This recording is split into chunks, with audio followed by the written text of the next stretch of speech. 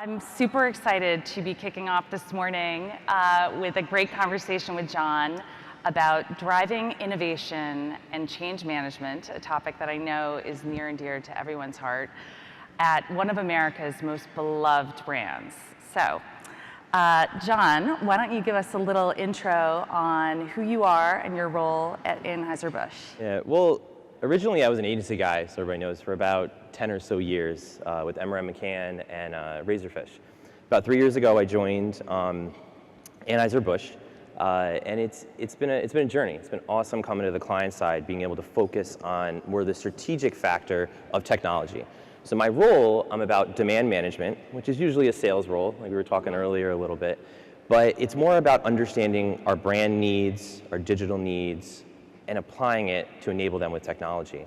And that's where we get into the integrated marketing platforms piece of it, where it's really about building technology capabilities to support our brands. Awesome. So yours is a really unique role, but before we get too deep into that, for people who are new to Earth, could you talk about what is Anheuser-Busch? Yeah, we are the largest brewer in the world. A lot of through acquisition, but also through organic growth. I focus mostly on the US and Canada. So you're going to see a lot of Budweiser and Bud Light, of course. But what you probably won't know from like our core brands like Michelob Ultra and Busch from a value brand is that we also own 12 craft breweries. We are breaking a lot into craft. And you're certainly one of the most recognized brands on the planet. Yes, yes. And Budweiser is actually rated as the #1 beer brand. So for brand loyalty and stuff. That's great. And can you just talk a little bit about your very different business model and what that means for your relationship to consumers? Yeah, so the interesting thing is not only are we an alcohol brand, so we have to have like a lot of self-regulatory type aspects, but we also are 3 tiers removed from the consumer. So I would love to be, I saw like Verizon and other people on this panel, PayPal, you guys can actually talk to your consumer and they can buy right from you. I actually can't do that. And that's kind of where we've started to build a larger data strategy for how we really focus on that. Awesome. So let's shift into the pillars that I know you're going to take us through. So you talked about joining the organization at a real sort of point of inflection. Can you just talk about the point of departure and what email looked like at Anheuser-Busch when you joined? Yeah, so email, to be honest, when I joined, and this about a little over 3 years ago, it was just very inconsistent. What we've been really moving into is really focusing on email and bringing it in and trying to change how we think about it as a data pillar, or part of our data strategy, really. And it's hard. I gotta be honest. It's hard to do that and change that old school thinking, especially being a beer company. But at the same time, we focused on these 3 pillars that are above me, and it really was building stronger brands, which is really focusing on email as a part of it, but really creative personalization, content personalization, and how we focus on how we're targeting the consumer. And influencers, of course, with social and so on. Driving sales, so how are we focusing on addressable media and getting you at the right place, right time, right focus. Because before that we were all about reach. Just be everywhere, be on the tap everywhere. It doesn't necessarily work as well as it used to. As well as being more targeted from one-to-one promotions. Email does help us there as well. I could go into that a little bit later. And then focusing on really our 3rd pillar of being more efficient. So how can we be more efficient with our data? How can we build data centralization as our focus from a business perspective, thinking about brand health, sales data, et cetera, and really a consumer perspective, understanding everything about the consumer. And so who else was in the MarTech stack when you got there? Yeah, so it's interesting because you think about it, we're all about brands. I was saying we have over 100 brands. We weren't as much of a centralized organization from a marketing technology and ad tech perspective.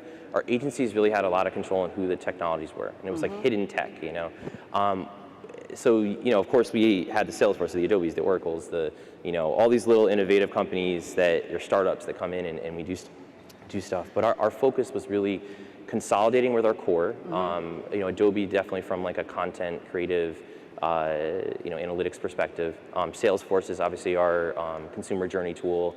Email Studio and so on, and then focusing on what I would call applications like CrowdTwist from a loyalty perspective, sitting over it, Movable Ink from a really email creative and personalization perspective to really drive change, because that's where you're going to get that change. You got to build your core and then drive the change with that extra spend. Really. Sure. So how long have we actually been working together? So it's an interesting one because we actually did a pilot, was it 2 years ago, I think, for like the Super Bowl, or throughout the playoffs actually, where you guys were trying to sell us, you need this now, and we're like, we do, but at the same time, we're just getting email. But we needed to see the reasons to believe that would work, and we did some cool creative things like pulling in social with Movable Ink, pulling in the scratch off to like do giveaways for Super Bowl and things like that. And then all of a sudden we kind of went dead. We were like, we still got to build this out. We just did this for Bud Light. So it took about 6 to 8 more months of doing those very templatized, inconsistent type emails and just building consumer journeys, building up that data asset, building up these pillars. And then about a little less than a year ago, probably 8, 9 months ago, we just hit it hard. And I actually went in and just said, I'm signing this contract in December. Let's just run and do some really cool creative aspects. All right, so let's jump into some of these gorgeous campaigns. This actually was probably from like January through like March or April of this year. We just said, guys, we just launched Bud Rewards in January. You'll see very Bud Rewards focused aspects here, Budweiser focused aspects. But we need to get some just more creative aspects in our email. So let's just add some video animation. You'll see the first campaign of the MLB opening day, where we actually targeted the videos to be very specific by region. You'll see Cubs, you'll see Mets, you'll see Yankees up there. Image personalization and being able to add a loyalty integration to pull in the right content at the right time from our loyalty vendor, CrowdTwist, through their API. Your points, your name, some cool gifts, pulling in more redemption and how to upload receipts and so on into the email at the time of open. And then also using from a geolocation perspective. So you mentioned the CrowdTwist integration. Can you talk about how long that took or how complex it was? Yeah, I would love to take credit, but Movable Ink kind of just did it. So did it take? But it was about 2 to 3 weeks. Time? Yeah, it was about 2 to 3 weeks, give or take. But, That's great. Okay, awesome. Great. Yeah, so Busch Bucks are very similar. These are just some other creatives. You'll see that Busch. Most people in our southern region or Midwest region are very aware of Busch. Everybody is, but at the same time, it's more of our big hits for them. But we wanted to make sure too here we were adding geolocation in, like you'll see here in our New York region, just because people might not be aware, you can get that as much as one of our leading value core brands. We started doing some different things here with a Busch focus. On the Talladega weekend, so racing is a big aspect of Busch, and being able to get like 2 times points, and also adding in the factor of how many points or how many dollars you're getting, basically.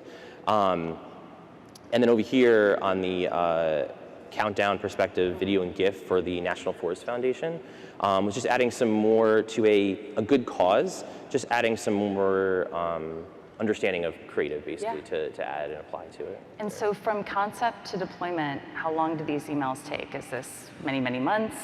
So it's not many months, it's not a couple days. I would say you do need your core team working together pretty fast.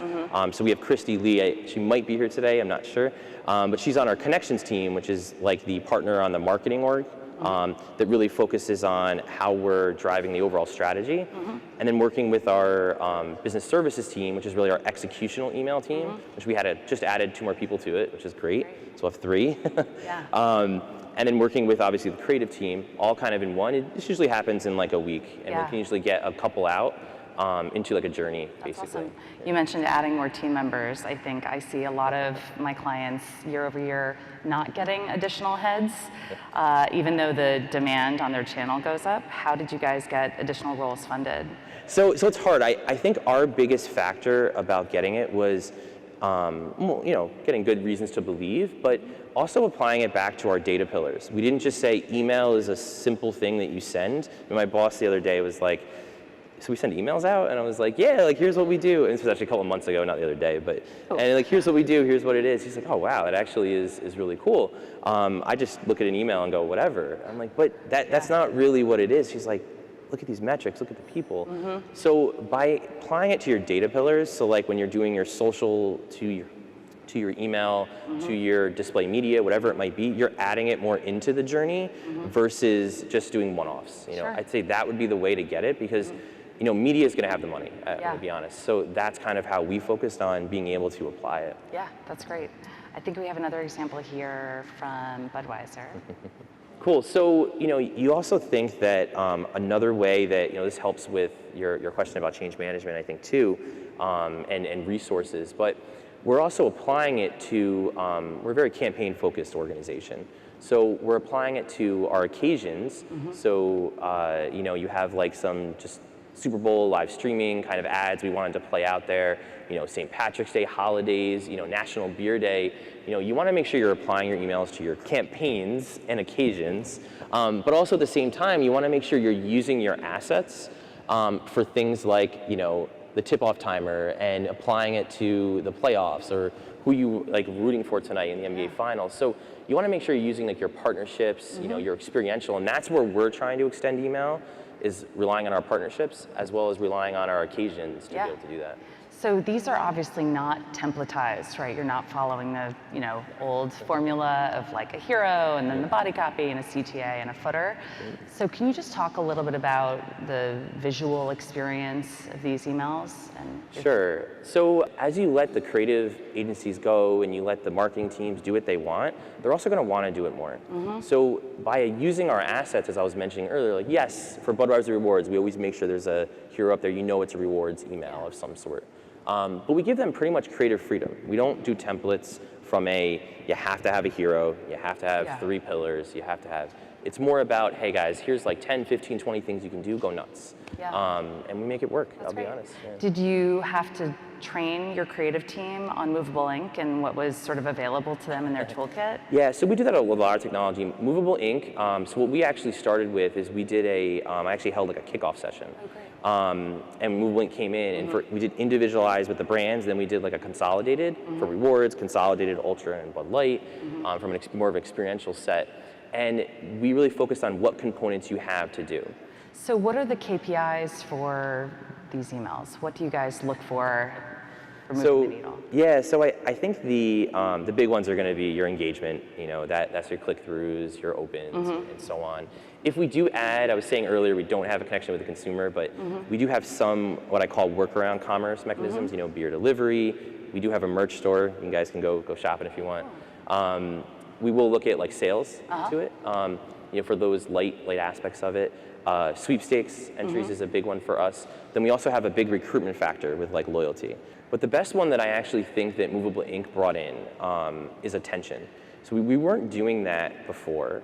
And you have to think, when you look at your media, whether it's social, display video, whatever it might be, online app, whatever it might be, you're looking at how long people are viewing stuff. So you know what they're doing. An interesting fact of bringing in the attention perspective within the creative personalization and everything above that was that we're able to see about 65% of people that actually open our emails, which is a good amount in our loyalty stuff, are actually staying on it for 15 plus seconds. And like even 20% are staying on for even longer. So it's interesting to see that then that means like, wow, we're actually producing engaging content that they're actually doing. And that's so important when you're so intermediated from your end user. Exactly. And not all of our emails too are very focused on a click-through all the time. Sometimes it is an engagement factor. So we want to know what they're doing. That's a good way to measure it too. Great. And then how do you tie email into social? Yeah, so the biggest thing with that is, one, making sure we're tying it from a consumer journey factor, so along with your campaigns. But number two, we want to be, there's none up here, I probably should have got a better creative, but pulling in your social feeds, it was always a good thing. Having your click outs to social, applying it to a social campaign, everything associated with that was always good ways too. That's great. So this has been a pretty big shift in terms of, where you are now versus where you were when you arrived. Can you talk about culturally what were the levers to making that happen? And you talked before about some of the values at Anheuser-Busch.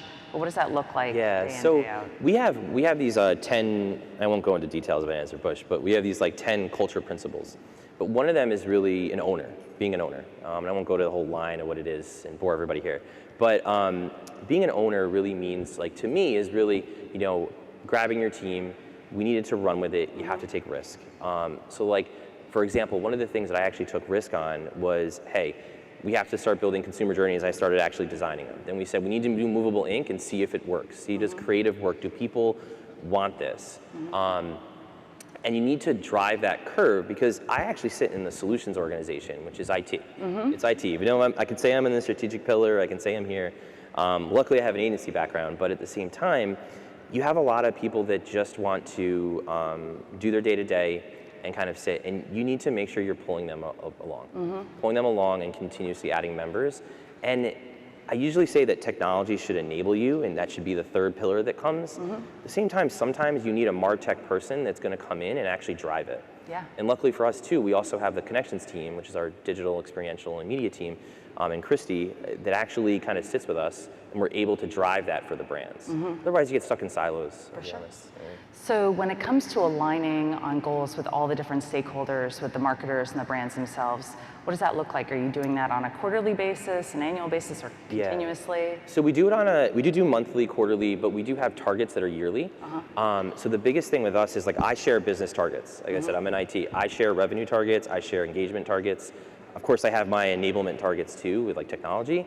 But by doing that, what it's doing is we're all sharing the same goals. But it's tracked on a monthly, quarterly basis that we adapt to. That's great.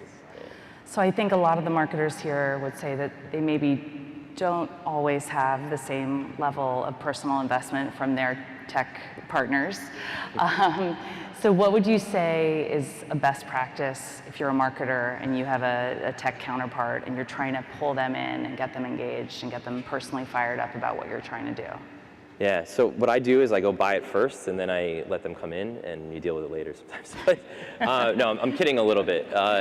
But at the same time, there's some truth to that a little. It's kind of this perspective of, you need to take risks. So maybe the marketer is the one taking a little bit of the risk bleeding into technology first, and you need to pull that IT team along. I mean, that is what it is. It happens to me sometimes too, because I can't be everywhere. Sure. So now you guys have had so much success in the channel, how do you not then become sort of a victim of that and get swarmed by demand, so the brands are coming to you asking to get in the emails every day and end up choking the channel? Yeah, so definitely two things. You need to, you don't want to have more resources and everything than you have of demand. And then you also have too much demand to do what you're doing. Yeah. But what we've really been focusing on, I think, is focusing by a brand perspective to start. So we did move fast, but it was, let's start with like Budweiser and Busch. And they had loyalty programs, they had other engagement metrics, other things we could do, and we were like, let's drive them. Now our next focus is going into like Ultra and Bud Light from our larger brand perspective. They're a little bit bigger than these guys. But at the same time, driving by them together to get something else done. And that helps you also drive more resources and understanding. That's great. Did anything that you learned along the way, was it sort of a lesson in what not to do? Anything you're not going to sort of scale or anything perform not as well as you thought? Yeah, I think a couple things are too, and I say we move fast, but I think from like a content perspective, we have some great creative here and we got there. I think in the beginning it was like let's get this, let's do it. We didn't have enough versioning, we didn't have enough creative to go along with what we needed to do. Now Movable Ink helped that from like adding to it, but what we've been focusing on now from that learning is, okay, I think if we can in-house some of this creative and build some of like a in-house kind of agency perspective, it'll help us to drive a little bit faster and have more versions for cheaper and things like that. Not that we're getting rid of agencies or anything, keeping those big ideas, but it's driving a core team, so that content team is also sitting with this. That was the largest disconnect. What's the approval process like? I know a lot of our clients get really held up by legal and compliance approvals.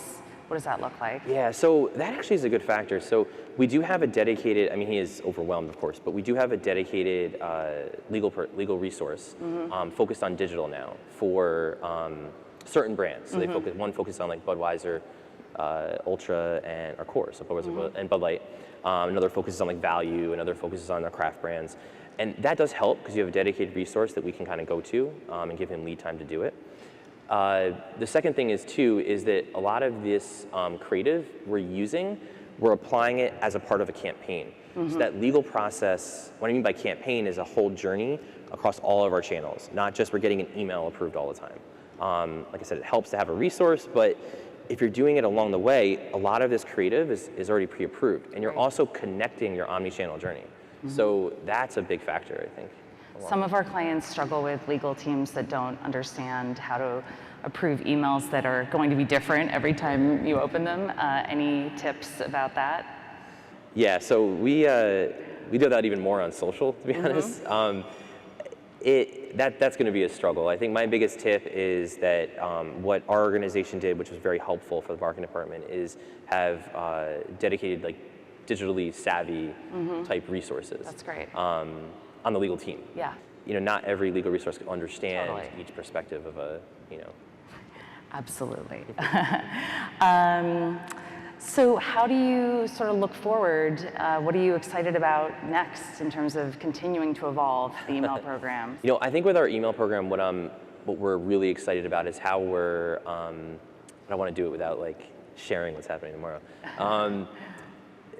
I don't know, maybe some more interactive type perspectives or creative that's kind of coming through. Yeah. That's what's making me real excited because it's very innovative. Yeah. But the second thing with me is also more brands are getting on board, even some of our craft brands, things like that. Like, wait, maybe we should be doing email, we shouldn't just be doing display, and we shouldn't just be doing that. And then also the B2B, B2C factor, I think is something we're looking into a little bit more of how we can connect this more to B2B as well. That's great. Sounds like you're going to be busy. Everyone looking forward to sharing a beer with John tonight. Cool. All right, thank you so much, everyone. Thanks.